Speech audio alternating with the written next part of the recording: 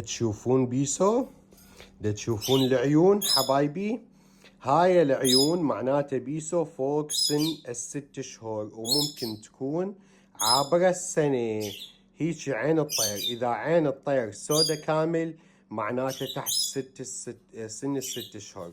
إذا عينه داير مدايرها جوزي، رصاصي، أحمر، أبيض، يعني فوق سن ال6 شهور. هاي بالنسبة لأعمار جميع أنواع الطيور. تحياتي لكم عبود.